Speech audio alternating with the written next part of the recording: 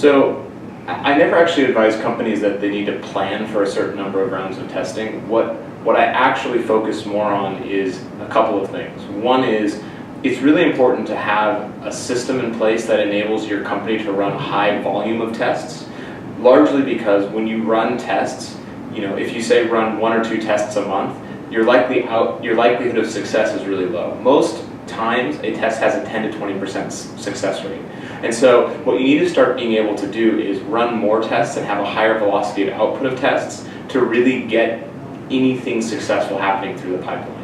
I'd say secondarily though, when you do start to see success, so let's say you run 10 tests and you have 2 that are successful, you want to then focus on why were those 2 tests successful, what about those tests made them successful, and then start to double down in those areas. So for example, let's say you test a lot of variables on a landing page, and the only ones that end up mattering are things like how many forms you put on the landing page and then what the button placement was or something like that, and nothing else really seemed to matter. I would then start to double down on, okay, how do we focus more on things like the form placement, the input in those fields, what the button looks like, and I'd start to focus more there because that's clearly something that's impacting customers and making them make a decision to engage or not engage with your product. Great. So, three key things. I think number one is what I said at the very beginning.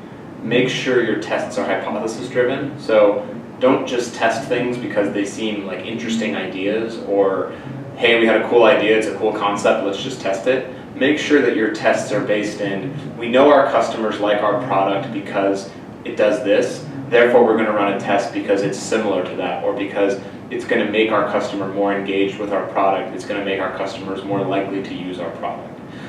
Secondarily is what I said also before. Figure out how you can increase the velocity of your tests over time. If you're only running a small number of tests, you have a really high likelihood that you're not going to see a lot of success, and A/B testing or testing could become very frustrating. So you need to decide, are you able to run enough tests that you're going to be successful at A/B testing? Or do your tests need to be more user-focused? Do you need to actually do a lot more background research before you make these bigger investments in feature work or in changing things?